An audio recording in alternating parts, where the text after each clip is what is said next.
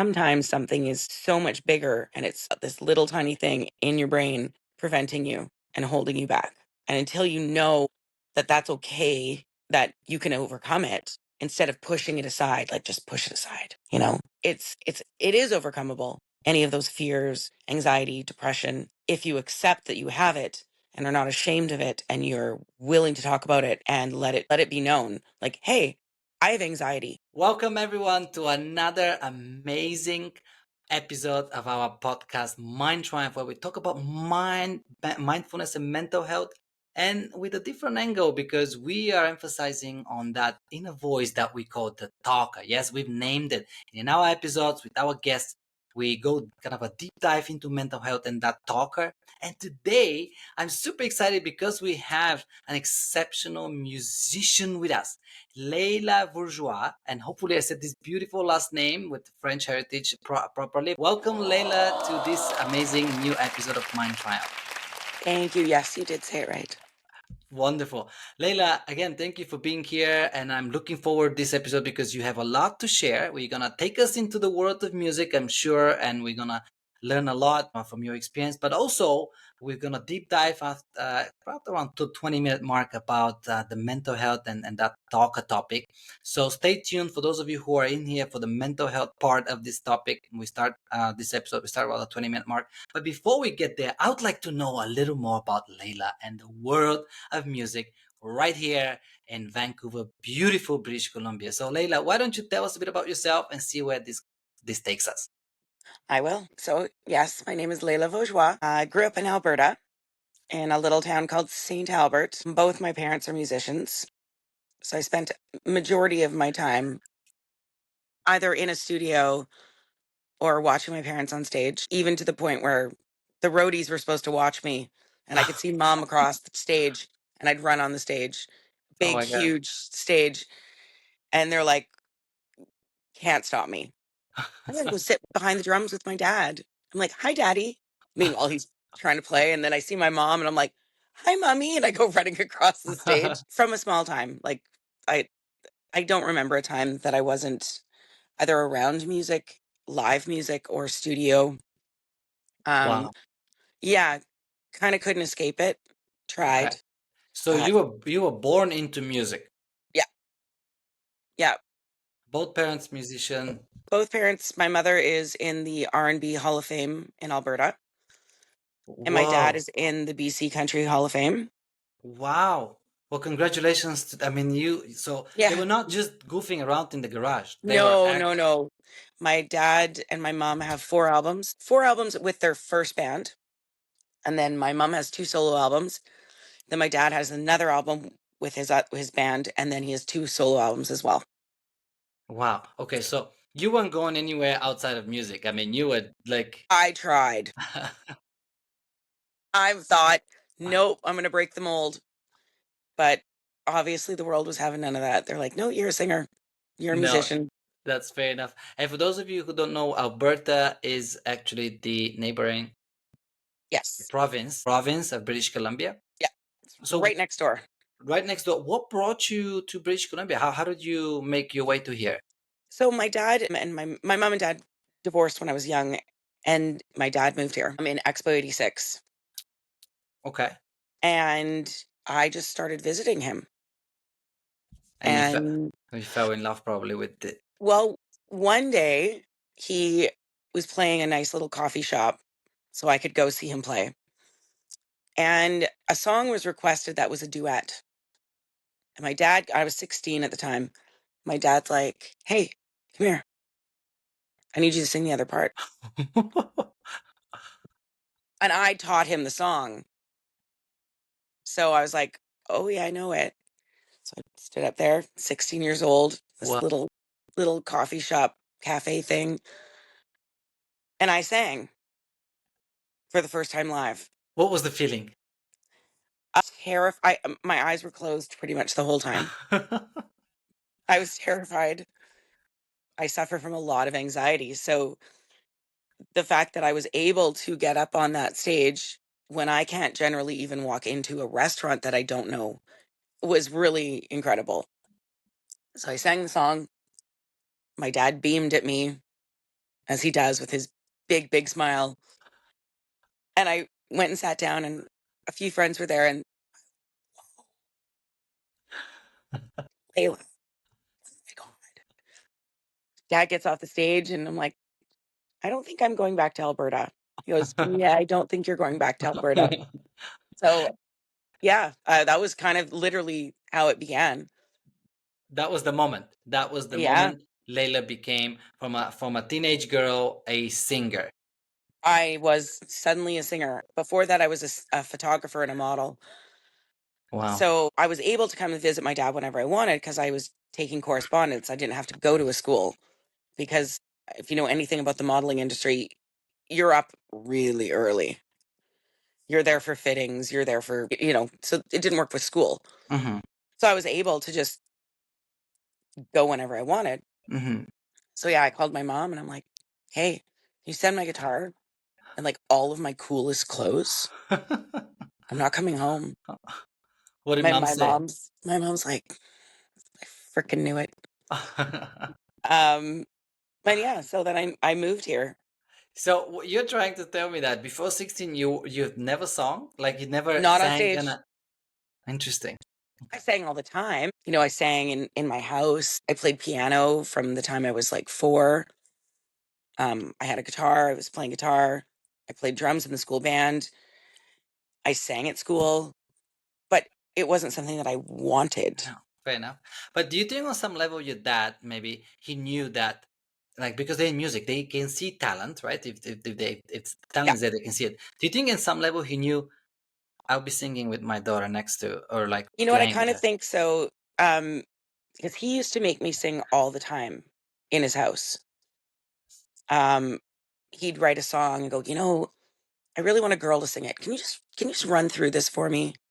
I'm like, okay, in his little studio. But I never wanted to be a singer. No, I don't want to be a singer. Maybe I want to be a guitar player. Maybe I want to be a piano player, but I'm not a singer. No, that's like the front person. Those people have to talk. Those people have to engage. I'm terrified of people. I'm not doing that. So, my dad, lucky for me, would just bring me up and Mhm. he would tell his friends, Layla's here. Layla's getting up to do this song. And they were all just like, of course she is. Like, ah, So he knew you've got the voice, right? So that's very beautiful. And so after that, up to from 16, that first song that kind of put you on the stage, eyes closed, I can almost picture you. I mean, that's terrifying for anybody. It doesn't matter if you have anxiety or not. You first time on a it's stage, you will be scary. terrified, right? Yep. Um, is it fast forward to today? Like, can you walk us through a bit of your journey? I mean, I'm sure it's been a So 2 years later, I'm 18 years old and my dad goes, I got you a gig. It's in Abu Dhabi with an all girl band. You're going to play whoa. keyboards and sing. I said, no, I'm not going.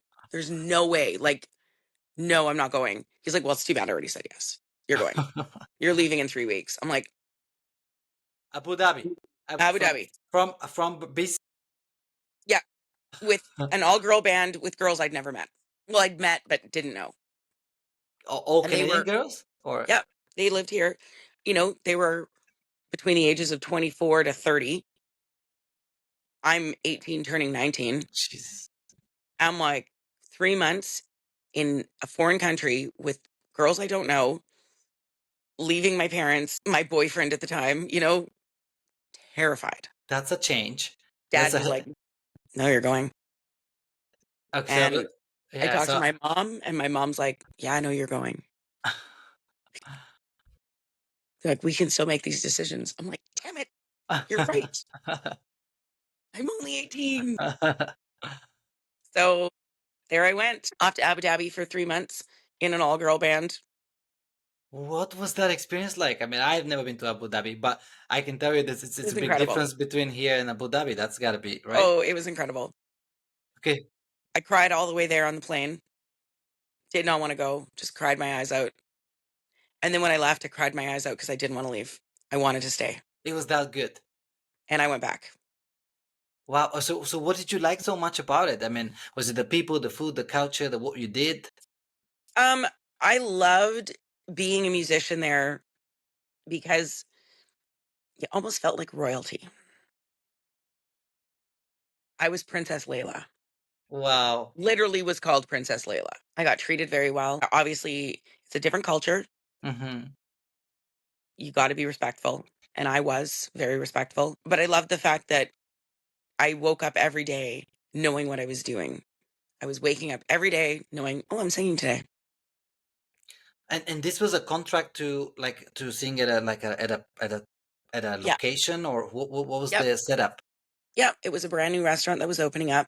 And there's tons of them. I've lots of friends that have either done that one or Shanghai or Indonesia, Poland. Like there's a bunch of them. Interesting. Yeah. So it's a thing. Like It's a for thing. they want English speaking singers. Like Yeah. maybe it's an exotic experience for the local people to go to a restaurant like Could that, be. right? Yeah. Yeah. There was tons of us that were doing it. Wow. What Like was the after I got back and, I turned 19 while I was there and I got back, got a job at a bar as a shooter girl selling shots here in Vancouver? in Vancouver. And, there was bands playing and my manager, she was awesome. She's like, get Layla up. You got to get Layla up. And I would get up and hold my shooter tray and sing a song with the band. And then, got to know the bands a little bit better and Hmm. hearing, oh yeah, they've gone overseas too. And a lot of us, in the 90s, we were doing that. Wow. I was pretty young doing it, but it was a thing. Well, now that's gonna take some courage. I mean, 18-year-old, yes, your parents kind of not pushed you a little bit, to say it gently, right, to do the first one. But I mean, for anyone who's 18 to take on such a journey, like to go in a different country, the culture is extremely different, and so that's an adjustment. Weather, time, culture, food, you name it, and work. But you seemed like you had a great time. What was the one thing, one highlight from that trip the first trip in Abu Dhabi? What did it do for you? I think it made me independent because I was so used to being around my parents, whether it was living with my dad or living with my mom, always having my parents to be there to save me from something, whether it was a breakup with a boyfriend or I need $20 to buy this pair of shoes or Hmm. whatever. Hmm. I didn't have to ask permission. I was on my own. I could walk out of my apartment and go get a coffee, get in a cab and go to a restaurant, go to a beach, go meet friends without telling anybody, "Oh, hey dad, I'm just going." Hmm.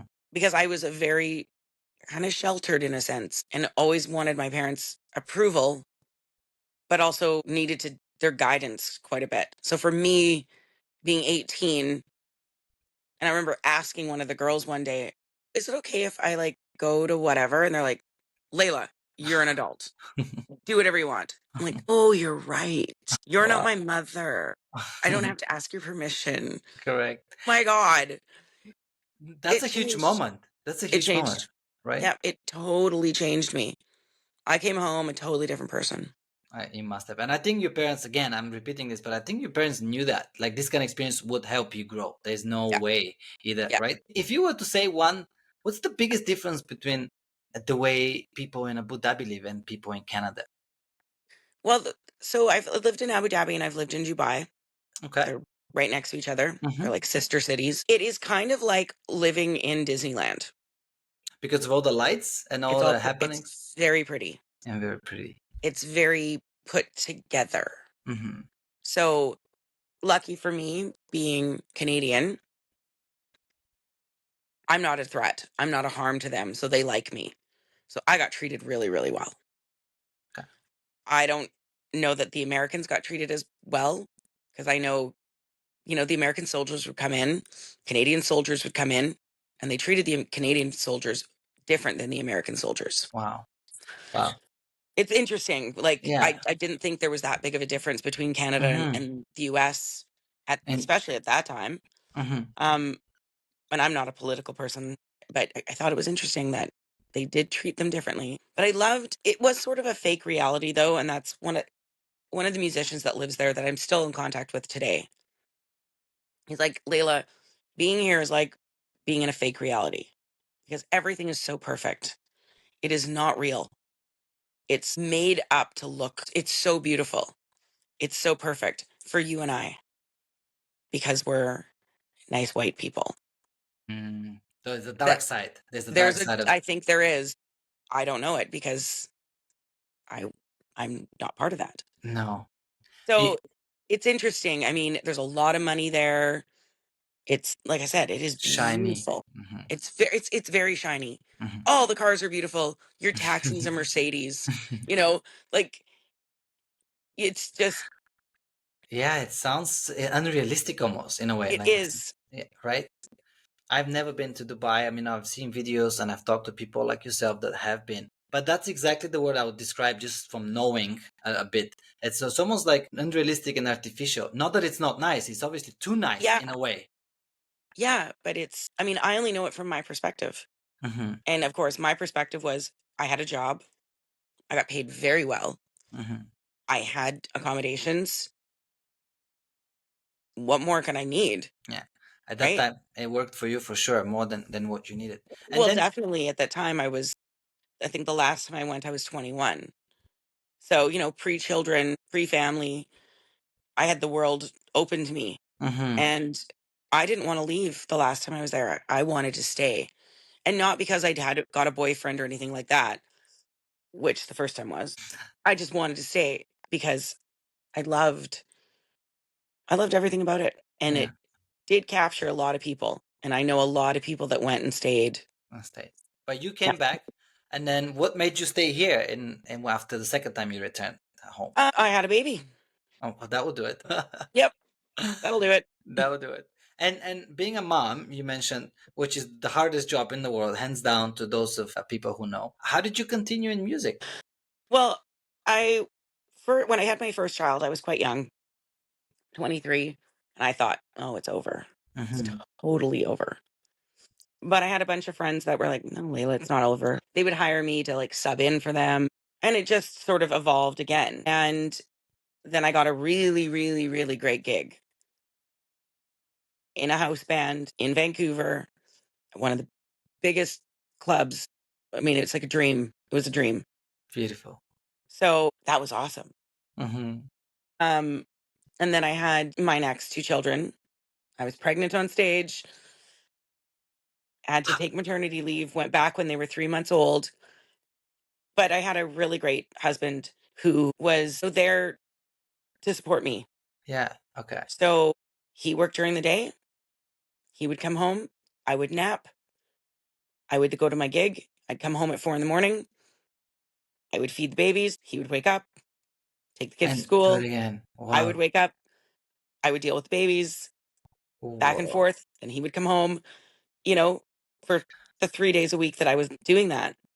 And I mean, I honestly couldn't have done that without such a supportive partner. Hmm. And he definitely, like, we made it work. We were a team. Um, Not saying it wasn't hard. There was many nights I would show up at the Roxy and I was like, so No, tired. I mean you have three kids. I mean you are raising three children. This is admirable what you did. The determination is the word that comes to mind. I mean what you just described there, and like you said, it takes the right partner. I don't think anyone can do great things by themselves. You need help and support, right? In some way or another, whether it's a husband or a wife or a best friend or a sister or whatever, you really can't go it alone. You just can't. No, fair enough. I agree with you, and I say that all the time. So, right, like you need good people around you. The term "it takes a village" really makes sense. So, how old the kids now? I mean, they are not babies anymore. They're not babies anymore. I have two teenagers and an adult child. Okay, so it's not anymore, and it's not easy necessarily. Maybe not diapers, but two teenage. I mean, It's, at this point where my kids are, I'm really fortunate that I really like them. They're not evil teenagers. okay, that's great to hear. I actually just enjoy spending time with them That's amazing. more than other people. Yeah, I'm perfectly happy to sit home on a Friday night with my kids and watch a horror movie and make dinner with them than going out and hanging that's out with other people. that's amazing. It makes me so happy to hear that you have this kind of relationship with your children. Because you're right. Often you They're don't hear awesome. this, right? You hear a lot of their, "Oh, I've got it, a teenager and this and that, and they're driving me nuts. I'm like, I don't have that problem. Yeah, you've made your kids friends, which is by the sound of it, right? Yeah. Well, I just basically I built a few good people, and I need them to be able to go out into the world and for them to succeed and people to like them and them to not be assholes Mm-hmm. and them to be kind and smart and creative. Beautiful. You know, I didn't want to build assholes, and I didn't. I'm lucky. That's My beautiful. kids are my kids are great. I love them. That's I more than love them, I really like them. Yes, this is beautiful. That's one of the best descriptions I've heard from a mom. Like you build human beings, and Yeah. you that connection is amazing at this age, and that will continue, I'm sure, by the way you're describing it. But like right now, what or who inspires you most in music? Um, because I play so many different kinds of music. I've been in tribute bands. I've been in top 40 bands. I'm currently in tribute bands. I'm currently in top 40 bands. I have to listen to everything. And I am really focused on a specific artist right now who was kind of a game changer for me as a teenager when she came out. She was different than the rest of the girls. She was not one of those, gotta look slutty, gotta just be the pretty girl. Mm-hmm. And also she was a musician, and that's what I wanted to be mostly, not a singer or a girl who can play guitar. I wanted to be a guitar player, singer, or and now I'm a bass player mostly and a piano player. I didn't want to just be a girl who can play these instruments. And Mm-hmm. this person inspired me back when I was younger, and she continues to inspire me. That's beautiful. So that person is Cheryl Crow. Beautiful. Beautiful. Okay. Well, Yeah. thanks for sharing that. I am inspired now to come and listen to you sing. And in the description of this podcast, or if you'd like, we can put kind of the locations of where you perform if you'd like, or where people can find your music, even more Yeah. importantly, so, right? Yeah. So people and myself can enjoy your music. I'm pretty sure you sing absolutely beautiful, Layla, what I've heard from you and from your friends. I want to switch topic. I want to ask you that one question. When I say the talk I knew, what comes to your mind, Leila? Well, if it's based on mental health, I mean, I've struggled with it with some form of questioning myself, fearing a lot. I can remember it from kindergarten. Really? Um, That young? and not knowing why I was scared. And the word is anxiety. That was not a word that was used when I was a child. And I see it sometimes in my kids and in other people's kids. And now, thankfully, it's a more open topic now. Whereas it was such a hidden, like, don't talk about that. No, of course you're fine. You just suck it up and you get on with it. Well, you know what? That is true. You do need to just get on with it. Sometimes something is so much bigger and it's this little tiny thing in your brain preventing you and holding you back. And until you know that that's okay, that you can overcome it, instead of pushing it aside, like just push it aside, you know, it's, it's, it is overcomable. Any of those fears, anxiety, depression, if you accept that you have it and are not ashamed of it and you're willing to talk about it and let it be known, like, hey, I have anxiety. And it took me a long time to explain to people when they would invite me to things. I'm like, okay, but you got to come outside and you've got to walk me in. Like, what? No, just come in. I'm like, no, no, I won't then. I will stand outside and I will cry. You're being a big baby. No, I'm not being a big baby. I can't do it. I'm so fortunate that I have so many compassionate, caring people that know, oh, hey, Layla's here. I got to go get her. And they're like, oh, yeah, for sure. Go get her. Like, I'm literally Mhm. standing outside the door. But if I've never been there, I won't walk in that door. I hear you. You put it so beautifully. And why do you think, Leila, like back in the day, people were ashamed? Is it shame? Like, is I there think it shame? is. I think it must be. I mean, I look back at my family and it was just, we didn't talk about it. You didn't, if somebody was, depressed, it was like they're in a bad way, just push them aside. Oh, they're in a bad way right now. It's like, no, they're not in a bad way. Maybe they have schizophrenia or borderline personality disorder or just basic depression or whatever. It's like, no, they're not in a bad way. They need help. They need help. Yes. You don't shush them and oh, they're just bad way. Yeah. And that's sort of like in when I grew up, that's kind of how it was. And it was especially, I think, worse for men. Men weren't allowed to be sad, be depressed, you know? To express any feelings, any sort You're of feelings. no, God no. Which leads to, unfortunately, in my family, a lot of suicide.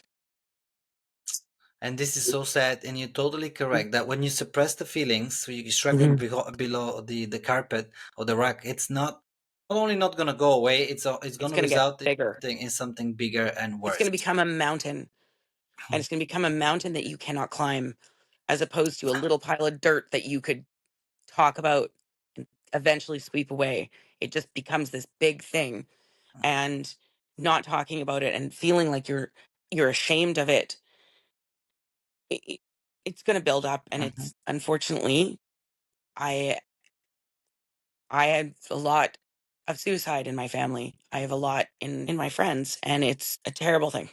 Jesus, it is a terrible thing. See, where I come from, the part of Europe, it's still not accepted to talk about anxiety and depression, etc. It's becoming more open, but sadly, it's still the case, and I think it often results in situations like this, a suicide. Yeah.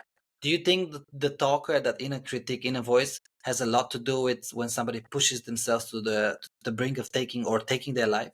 Well, I think it's how you were raised, and it's sort of just in the back of your brain telling you, "Oh, you're not good enough, or you're Is that failing." is that phrase there, right? You're not good enough. That's the one. Yeah, you're failing. Um, it's not, "Oh, nobody likes you. Oh, you're ugly." It's it's deeper than that. It's it's you as a person. You're just not good enough. Not, "Oh, you're not as pretty as her. Oh, eyes are set too far apart, or you got a funny nose, or you don't have long enough hair, or whatever." Those are just bully things. These are internal personal things that you already know yourself and you feel them. And that's where it just builds up this little voice in the back of your head that you've probably been raised with to hold it back. Why am I not succeeding? Where, my cousin is succeeding and he's the same age as I am. And but why can't I? I must be a failure. Oh, I'm useless. Well, why am I even here?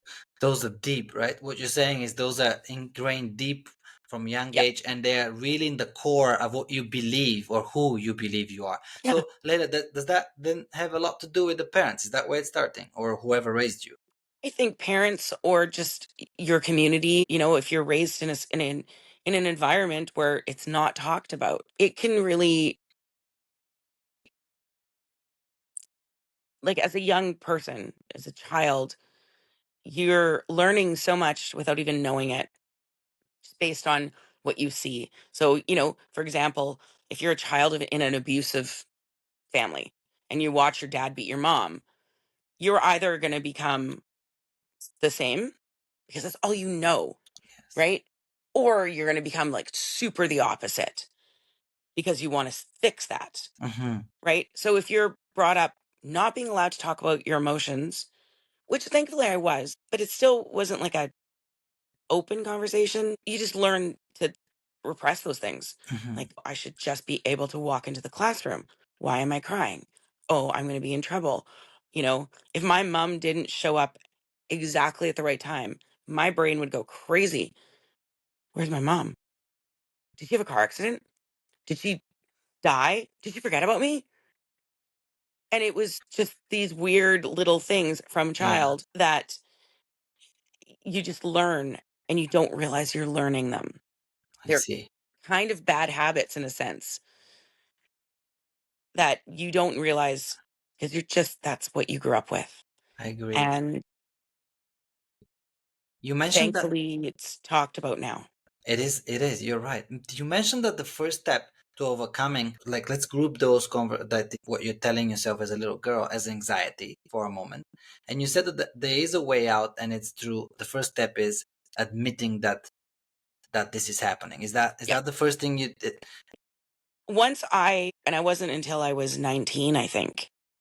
And my doctor said something to me. I just went in for a regular doctor's appointment, and I started crying and I was freaking out. And she's like, "What is going on?" My boyfriend had broken up with me. And I was super beside myself, like uncontrollably so. And she's like, "You have anxiety." And we started talking about stuff. And I opened up and I was like, "Yeah, I can't go into a place if I don't know anybody." And she's like, it just, somebody put I guess, a label. I don't want to use that term, but I'm like, "I have, pardon me, what?" She's like, "You have anxiety, social anxiety, personal like anxiety." I'm like, "Oh, so it's not just I'm broken, like I'm not Hmm. wrong. Like I have a thing." She's Hmm. like, "Yeah, lots of people have it. You can help it." And I was like, "Oh, I'm not just a crybaby. I'm not just oversensitive Layla, Girl. as everybody says. Oh, Princess Layla. Oh, she's just gonna cry again." And kind of make fun of me for being sensitive. "Oh, don't say that. Layla's gonna cry." You So know, I learned that, yeah, you know what? I'm a person who has some issues. yes. And no, I'm not just being sensitive, drama queen, princess, crybaby. This is something in me that I didn't know and I didn't realize. But everybody's labeled me as,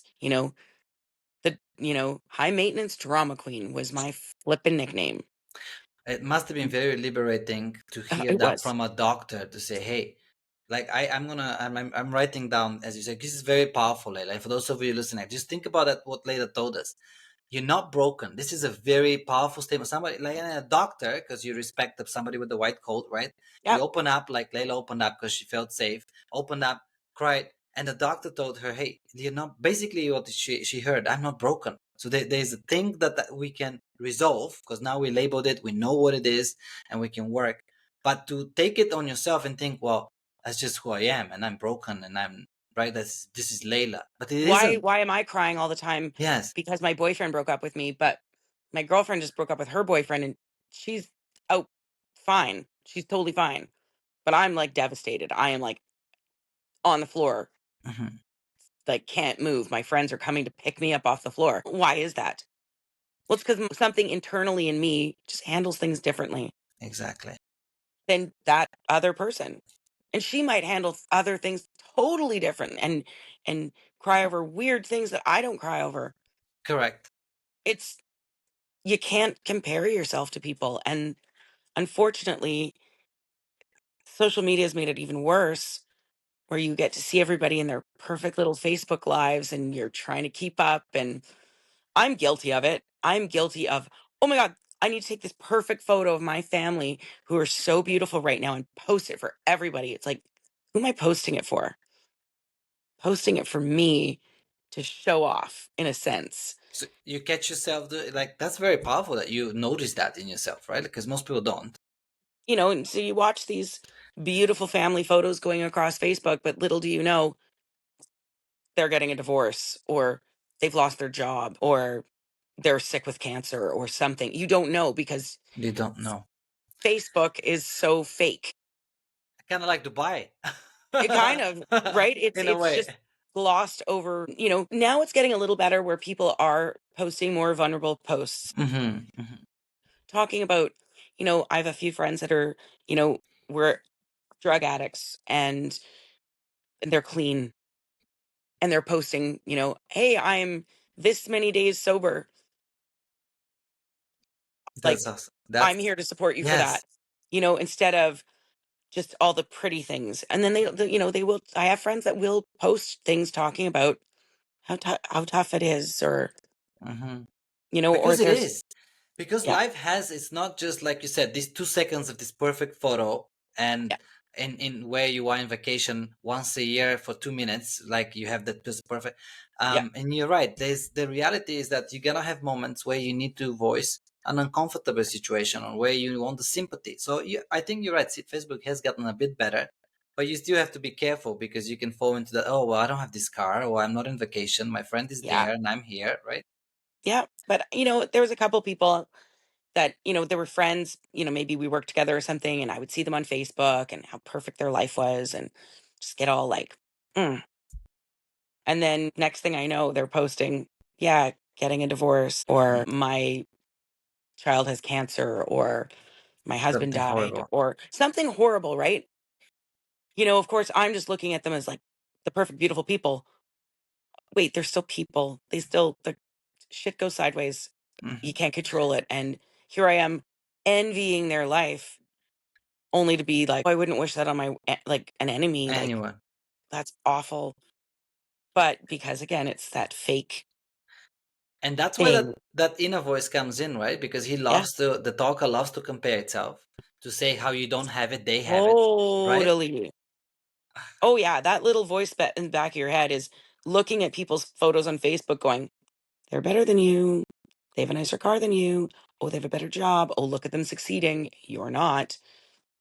And then you go and you beat yourself up because you're like, yeah, I'm driving a crappy car, or I don't have a job, or I live in a smaller place than them, or I'm not married, or whatever it is, or it's just, Isn't it strange that we have this voice telling us this and we still believe it? Like, meaning we still have it, we still carry it. If this was a friend that constantly nagged at you, Layla, you would have broken that relationship with that friend long oh, time you ago, would have right? told them to, hit the curb, man. Like, Yeah. stop talking to me like that.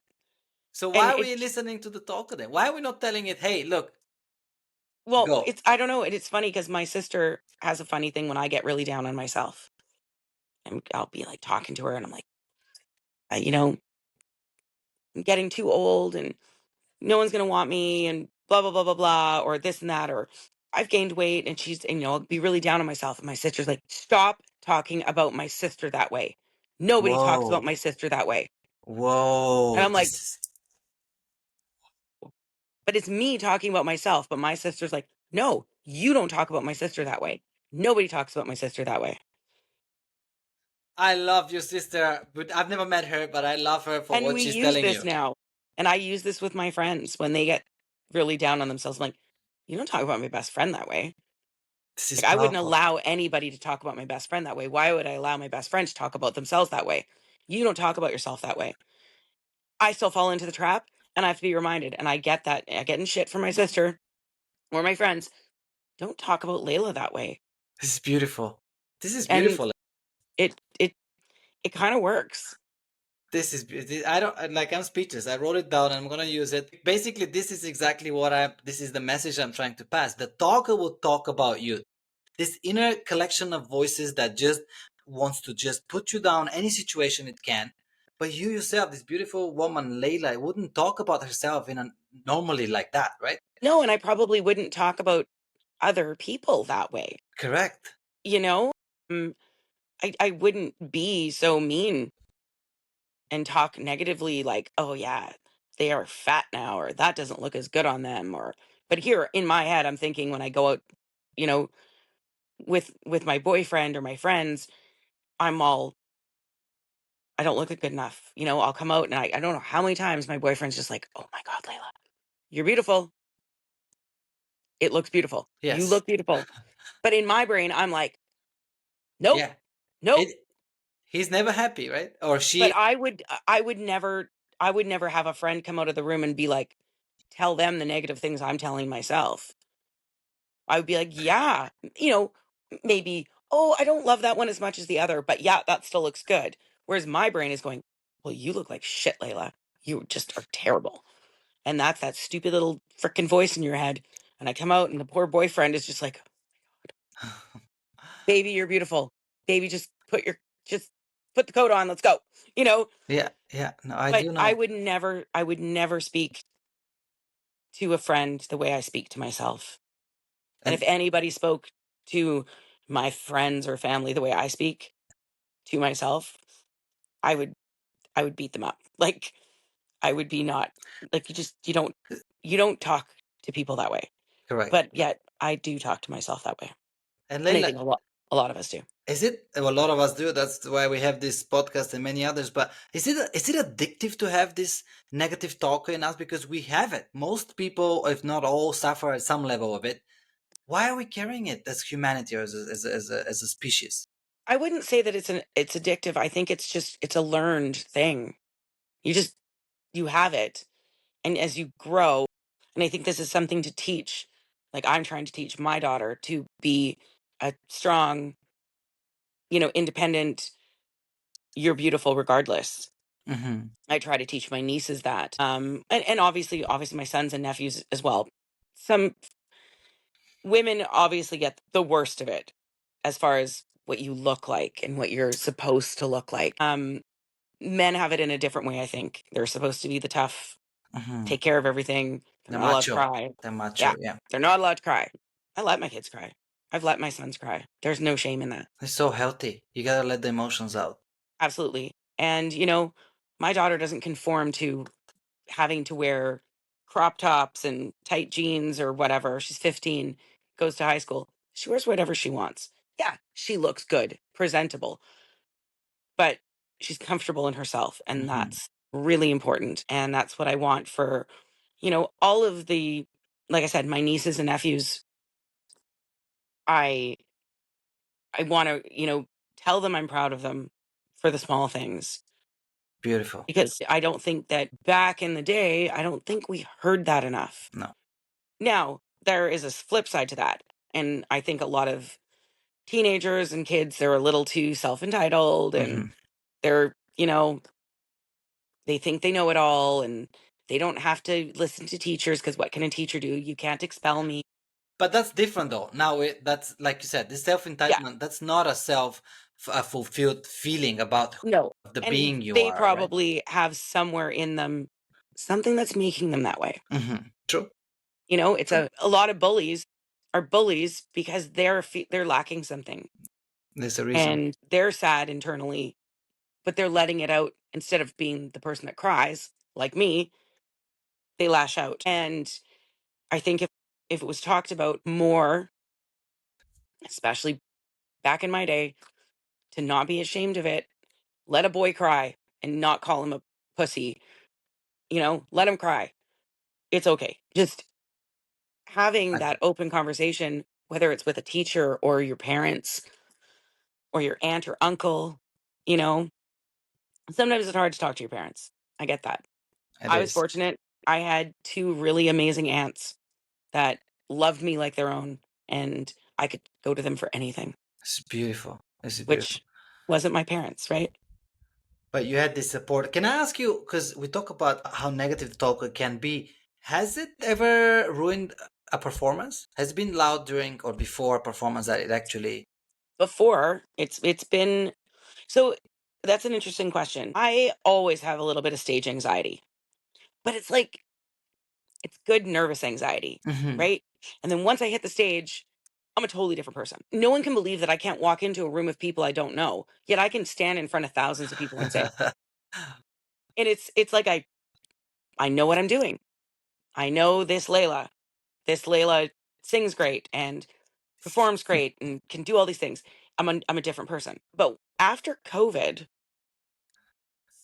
I I shut down and I would, you know, gigs started coming back in. I would take the gig. I was bailing. I was so terrified. I canceled so many gigs the day of the gig Really? because my inner voice was like, well, you haven't been doing this and you're going to suck. You can't do this. And yeah, I lost a lot of gigs and it took a long time. It's probably only been in the last year that I've fully become comfortable. So yeah, it ruined a lot of opportunities for me.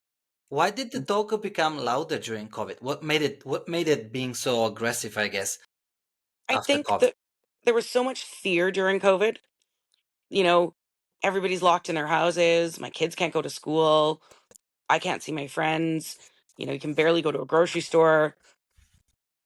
All my gigs are gone, right? I've lost my career. Is it ever going to come back? Is this ever going to change? And then once COVID was sort of over and life started getting back to normal, trying to readjust to society was really hard Mhm. after spending so much time alone That's true. That's true. I and being depressed. as I'm listening to you, I'm picturing this like there's the soul, the spirit, that being of Layla that wants to that is the singer. That's like you said on the stage. It's just giving all this beautiful energy, voice, and performance. Thousands of people can be no problem. Like this is that inner. I'm the performer as a musician, a singer, and then there's the little me that has never enough, the talker, the nigger, right? Yeah. The one that's well, I'm afraid to even walk through the. So it's this two Yeah. things, right? Like, am I making sense when I'm? Yeah. It's like the little battle in the brain of you've got this. Oh no, you suck. You can't do this. And so yeah, I mean obviously it ruined a lot of opportunities for me because of my fear. And how do you have any tools or anything you can share with people, especially those who are in the similar situation, they have anxiety of crowds, that have helped you overcome? Being really open with it and explaining it to people. Like, don't hide the fact that you're scared. Like, I was coming to the point where I couldn't drive my car alone. I couldn't drive at night. I was so terrified. My anxiety kicked in so bad that my friends were getting used to me canceling. Like, it was becoming a pretty regular thing that Layla's going to be there and then Layla's just not going to show up. And about a year ago for my friend's birthday, I was not going to go. I was not going to go. I didn't want to drive there. It was nighttime and I didn't know where the restaurant was and like all these kind of things. My sister just happened to call me, one of my sisters. She's talking and I'm like explaining. She goes, get in the car. Keep me on the phone. I'm like, Interesting. okay. So I got in my car, kept my sister on speakerphone, drove to the place, had her on the phone with me, like, but I don't know where I'm going. I don't know where they're seated. Like, where's the table? She's like, walk in and ask. And I had her on the phone. I like walked in. I'm like, here for this birthday. And they're like, oh yeah, they're just around the corner. And I remember walking in on the phone with my sister, and my friends were like, yay! Oh my god, you're here! And I'm like, yeah, thank my sister. She's been on the phone with me the whole time. I'm like, okay, Wow. thanks, girl. I'll call you when I'm leaving, and you can drive me home, basically, right? Something so simple and so silly, but it's what I needed. And Wow. then, oh wait, I just drove. Oh, I can go. Oh yeah, I'm totally fine. But if I feel like I'm not, it's it's the ability to ask for help. And So I be hope everybody has somebody that they feel comfortable enough with being able to call and go, I'm not okay. Please help me with this. Like whether it's writing a resume or driving a car or going into a grocery Mhm. store alone or whatever it is. I'm not okay. Can you help me with this? So be open and ask for help. Stop being ashamed. Stop being ashamed if you have depression or anxiety or whatever it is. Let people know. Don't hide the fact that you have it because it's just going to come back and bite you in the ass and it's going to ruin your friendships and your relationships. Like I've seen it happen Agreed. where friends or family of mine, they've had issues and I'm like, why are they acting this way? Why are they being like this? And then I find out later it's like, oh, well, why didn't you talk to me about it? I would have totally understood, Hmm. you Be know? open. And I've had lots of friends go, I just think you're blowing me off all the time. You're always blowing me off. I don't count. It's like, no, no, no, no, no, no. It's not you. It honestly is a me thing. I just can't get out of my house. Hmm. And the only reason, yes, you see me talking to that friend more is because they literally just show up into my house and like force me out of the door. Hmm. But if your friends don't know that, they start taking it personally. Agreed. Agreed. In the music industry, I always circulate again because you have so much experience there. In the music industry, there's typically a lot of pressure and full of comparison, right? I mean, Oh, it's yeah. a lot. How does the talker show up there, either for you in that world or for the people you work with? Have you noticed? Well, the comparing thing, I mean, it's just, especially as a woman who reaches a certain age, like I remember being a young singer Hmm. and I was like, oh, well, I'm too green. I'm too new. They're more experienced. They're more seasoned. They're going to be better than me. Whereas now I'm like, well, she's younger than I am. She's got a flatter stomach and she's cuter. I used to be that cute or whatever. I'm like, I'm now too old, even though it's like, no, but I'm twice the singer that girl is. And that literally should be all it's about. And it's not that she won't be a great singer. It's just she's me when I was 20 Yes. and I'm me now 40. So I got years on her. I've been singing for over 30 years. Of course I'm a better singer. But instead of thinking about that in the positive, you just go into this, yeah, Again, but she's the talker, younger. right? Again, the Yeah. talker finds the reasons why not. It's always the grass is green. He's never happy, right? That was just, it's never happy. Always going to find something better in somebody else, instead of looking at it and going, wow, I remember when I was her age and good for her. Good for her, right? I should be there as a Support, support. mentor.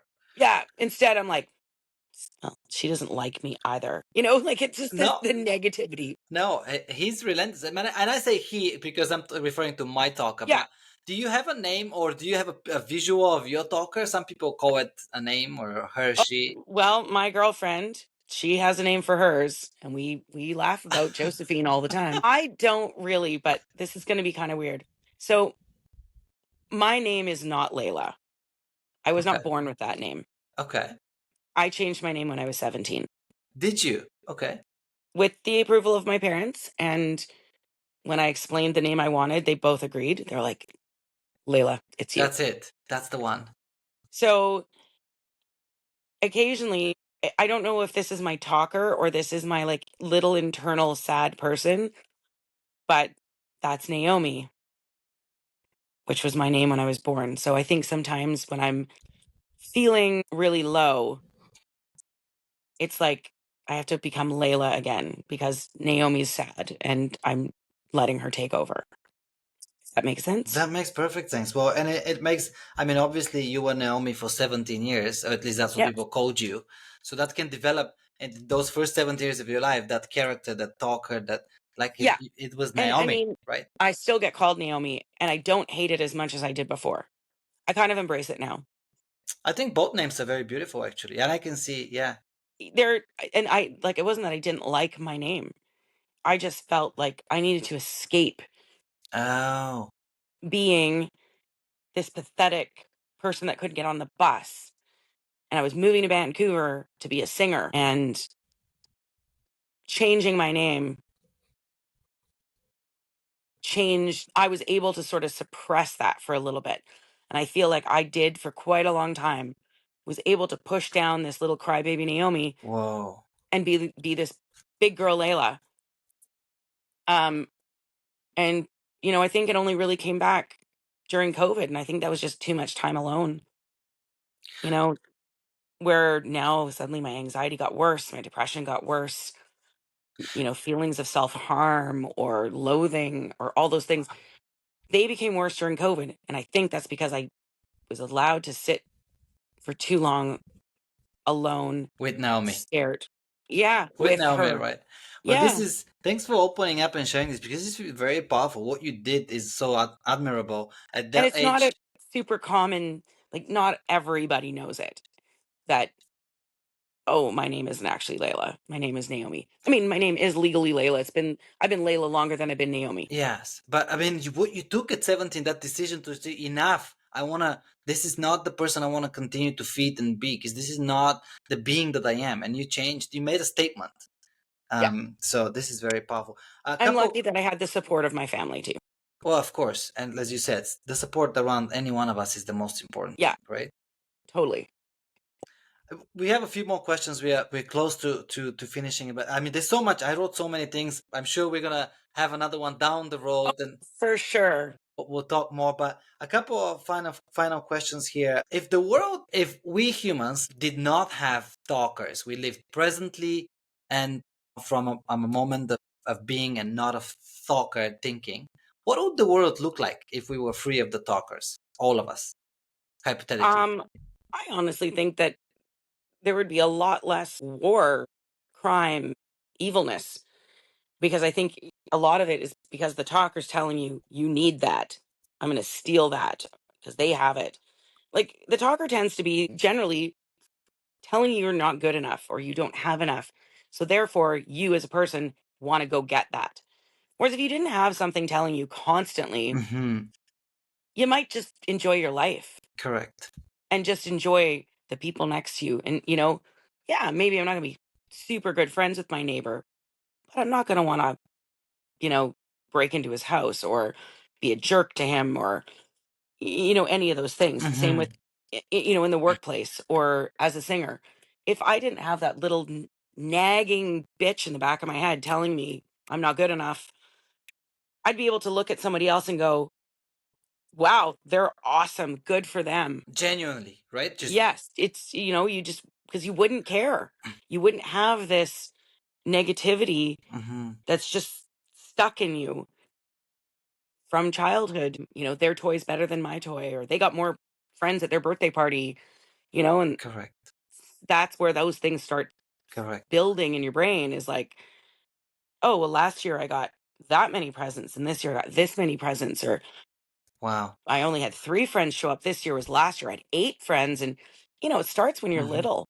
So if you Correct. didn't have that to like person in the back of your head and you just accepted, oh, well, this is just today. This is how today This is is. how it is. Like, yeah, be grateful that you woke up breathing. Do you think we'll ever get there to live without talkers like you just described? No, I don't. I think a lot of people will be able to manage the talker. Manage the talk. That's a good way. And you're not going to get there without talking about it. So this is why this is great. Because a lot of people won't admit that, yeah, you got this little nagging voice in the back of your head. You got the angel on one shoulder and the devil on the other. We all have it. And unless you talk about it, it's Awareness. never gonna go away, but you can manage it. You can flick that little sucker off your shoulder and go, no, That's right. you're talking shit. Okay, let me listen to the angel on this side that's telling me I'm look freaking awesome That's right. today. You don't talk to But Layla like this, right? you don't talk to Layla like that. Nobody talks to my sister like that. I will That's never right. forget That's the day my powerful. sister said that to me. I was like, That's powerful. I'm I'm sorry. She's like, you're upsetting me. You're upsetting me because you're talking about my sister that way. Nobody just does that. I'm like, I'm sorry. And then I suddenly felt bad. Naomi. That was Naomi saying, Yeah, yes, right? Naomi Like, was talking shit about Layla, yes. and my sister was not having that. Good for Not at her. all. Good for her. Speaking about Naomi, if you're a talker, and let's say we call her Naomi for this example here, if she was a real human being, a real person sitting in front of you right now, what would you tell her? Uh, Probably to shut up, but also go sort yourself out. Like, stop taking it out on me. It's like the bully, right? The bully's bullying because of something. Mm-hmm. So my little bully, whether it be Naomi or whoever it is, my little thing that's preventing me from feeling confident and beautiful and capable, you know, why are you doing that to me? Don't do that to me. Go figure your shit out. I don't deserve that. Powerful. That's a I powerful don't way. think that any of us deserve that evil talk. Like I said, go back to my sister. Don't talk about my sister that way. Love it. And This is beautiful. I think that's something that we all should pretty much try to, like I said, manage that bad voice or negativity. You can't get rid of it, but you can manage it. And if you were able to look it in the eye and just go, nobody talks about me that way, Mm-hmm. Beautiful. Well, that was my last might shut them landing down. question. That's correct. There's no more powerful way to end like this. Like, go sort yourself out because I don't deserve to be talked that way. Is there anything we talked like we went left and right with our conversation, touching different angles of mental health and different angles of the music industry, or at least part of it that you've been into? Is there anything that you'd like to say that we didn't mention, Layla, to end with?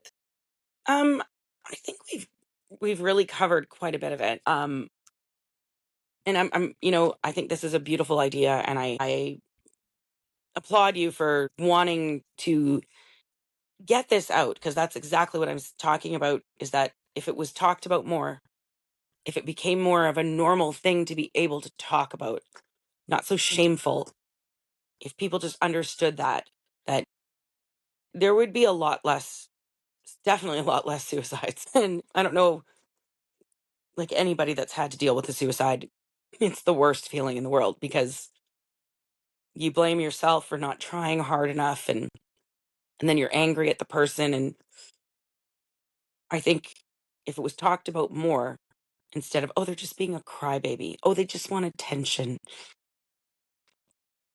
So taking it seriously. it's that awareness piece, and we and I and my wife that is helping me with this podcast, we want to do just that, bring the awareness, because as Layla said it, and I don't know how to say it any better. Like, we need to talk about it. We need to bring awareness, men, women, everyone, everywhere. Everybody. Right? It doesn't matter if you're in Abu Dhabi, here, or Mexico, and it doesn't matter. The talk Doesn't is matter. about the same, right? It's Everybody has it. everybody has it. So We all do. we all do. Layla, I really enjoyed talking to you. I learned a Thank lot, you. and you're so raw and authentic and sharing, and you're amazing. I mean, thank you for being part of this. I really, really Thank appreciate you you. for inviting me to do this. Thank you for listening to Mind Tribe. Share it or leave me a note. Remember, your talker isn't you, presence is. Less talker, more presence. See you next time.